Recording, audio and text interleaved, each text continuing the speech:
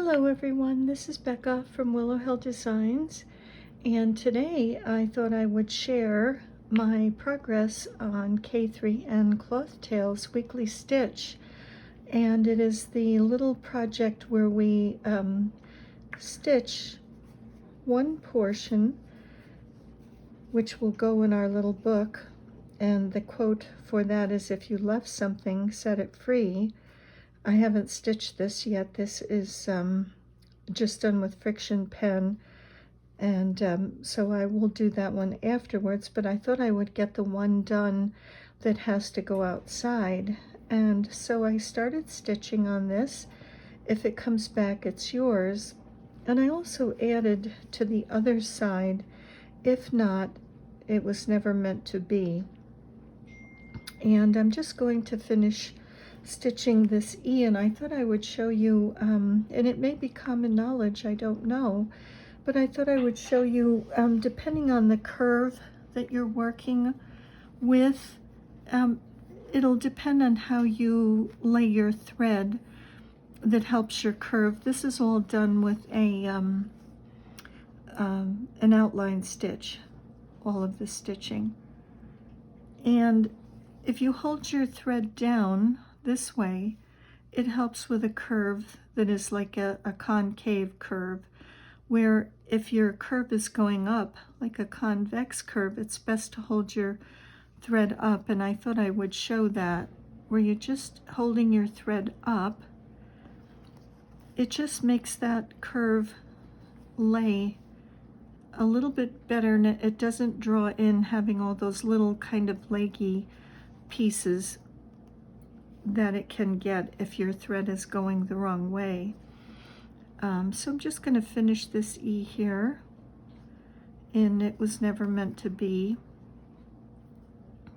And I'll come back up here to where the top curve, my little grandson told me that that's not an E, Nonny, that's a 3. And I said, well, he's 7, so he has, of course, learned to write the alphabet.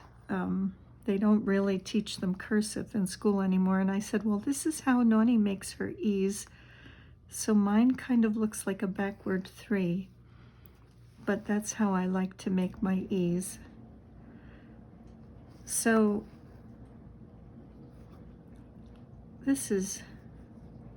there is that E finally done. And I'll just end that off in the back. I'm just sewing on one layer of the fabric here because I didn't want the stitches to show on the front of this. It almost seems like a little booklet or a little signature. I guess it is a little signature. And I didn't want the threads to show on the front. So I just sewed on one layer of fabric. And because when this was done, this other part, the stitching is seen on the back. And the reason that I chose brown for this side is because it makes me think of twigs and nature. So I wanted to use the brown. And on this one, I didn't go through both of them, because if it's like a little booklet and it's in our on one of our signatures in our weekly stitch along book, I thought this way this stitching on the back of this won't show through. So I'm just going to iron this, press it, and get those friction marks off. Let's see, where's my little mat here? I'll just iron this and get those marks off quickly.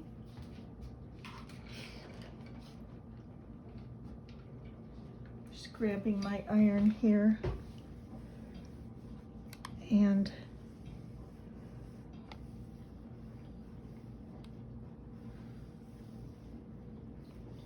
just make sure that they're all, I think I did this with a red friction pen. sorry, I think I just shook the camera. I'll put that over there. So here it is. If it comes back, it's yours. If not, it was never meant to be. So now this little guy is ready to go outside, and I'll take you outdoors with me. Let me get rid of my little pressing mat there. These are some of the things that I grabbed to include in mine. I have, where I am in the United States, it's March, and there's nothing green that's out there other than evergreens. There's no leaves in my yard that are green. So these are some of the things that I thought I would choose to use. I have this pine cone. I have the smaller one.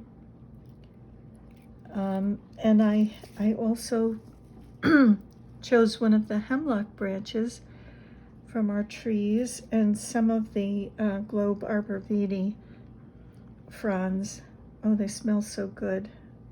So I think I will put, I think I'll put some of, oh, and I also have, this is an evergreen. This is a honeysuckle from a honeysuckle vine. And so I lied. I do have some green leaves. So I guess I will put these in here also. I don't know, I've never done this, so I'm not quite sure what I'm doing here. I guess I'll put those like that. And they want to curl up. It is so cold out. It's unbelievably cold. I'm gonna have to grab my gloves when I go out again, because it is cold. Cold. So maybe I'll do that piece there.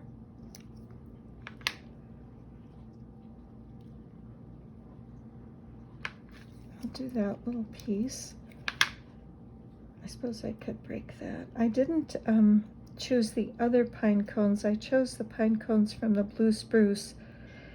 The white pines, there's a lot of sap on those branches, so I think that that might not be a good idea. And maybe I'll just include a little bit of hemlock in there as well. I don't know if any of this is going to really make an impression, but I'll just do this in hopes that it will. I think I'll probably use this smaller pine cone. Okay, this is all I have really here. And I'll start rolling from this end. And keep rolling. There. Made sort of like a little cannoli. Makes me think of a little cannoli. And I guess I'll wrap these around if I can, like that. Let me see, this is a nice green one. Okay, so let's see if we can maybe bundle this all together. This is definitely a first. I can't quite imagine what it's going to look like when it comes out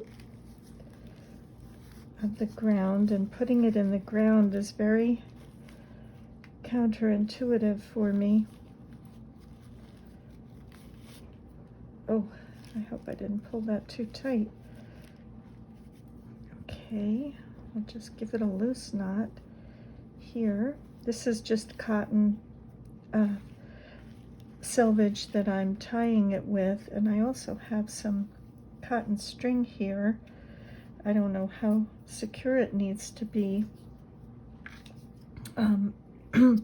This will go down in the back behind the gazebo, and I have had little animals that like to go under the gazebo to live. So hopefully nothing will try to dig this up. I'll try to leave that end hanging down if I can, and keep wrapping.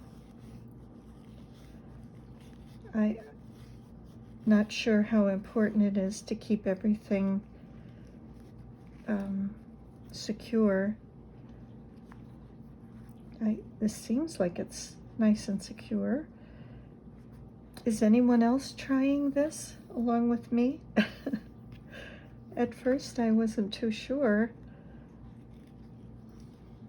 about the burying part, but I thought, well, let's see. It'll be interesting to see what happens here.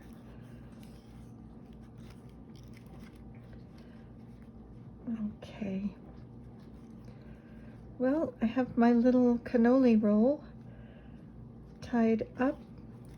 I guess maybe I'll take that little guy off. I'll just leave it like that. This is what it looks like.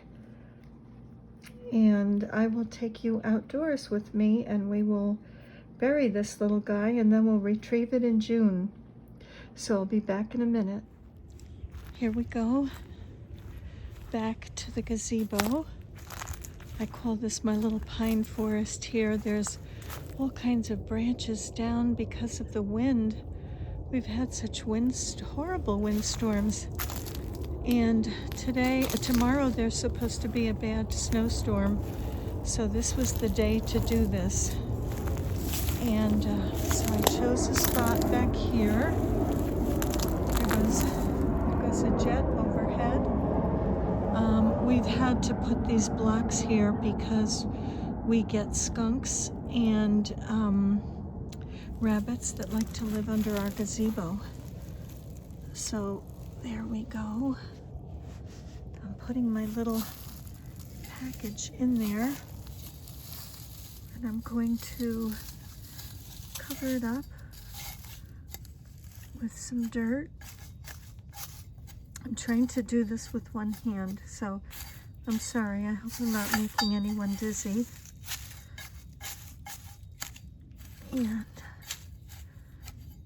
And we've even had a woodchuck living under the gazebo. The nerve of that woodchuck. Okay, there's a stone, and it's in place.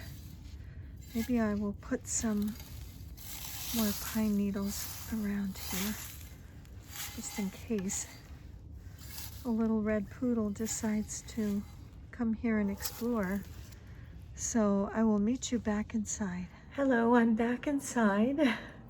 It is freezing outside. Excuse me, my poor little yard is so sad looking. The grass is all brown, and there's leaves that have blown from other neighbors' trees, my neighbor next door, and we have a tree that I think the land of time forgot it. It doesn't lose its leaves till around December, and so those leaves have blown down and are hanging around. So there's lots of raking to do. I was tempted a few days to go out and rake when it was in the 50s, but I got sidetracked by things. But hopefully when we retrieve our bundle, the yard will look much better, nice and green. But anyway, I am back inside, thank goodness, and I will start stitching on this other little signature that goes in our booklet. And let's see, this will go. This looks very bohemian to me, kind of like that sort of boho looking. So I think this one will go here, stitched on, and then the other one, if it's retrievable, will go here. I hope my little poodle doesn't discover it, although the stone should deter her. She's little. I don't think she could move the stone unless a skunk or a woodchuck. Someone told me that a woodchuck was trying to dig under the very back of our fence, and we've had bunnies back there too. So hopefully nothing else finds it before I do in June. So I will be back with the conclusion of to see what happens to our little bundle in June. Thanks for joining me, and I'm wishing you many blessings, and bye for now. I thought I would share this little quote by Max Lucado. I hope you don't mind. If you do, certainly go right on to the next video. But being outdoors, it always makes me appreciate God's handiwork, even though it is winter and everything is dormant right now before the beautiful leaves start springing up on trees and flowers and everything, and the birds are singing. But I loved this by Max Lucado. I had just read this earlier today, and it says, we exist to exhibit God, to display his glory. We serve as canvases for his brushstroke, papers for his pen, soil for his seeds, glimpses of his image. And I just thought that was beautiful.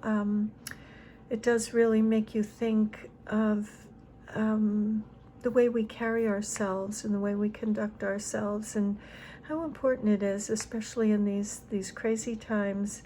Kindness seems to be at a premium. But I thought I would share that. It just makes me think of nature, connecting God with nature. So again, wishing you blessings, and see you in the next video. Bye for now.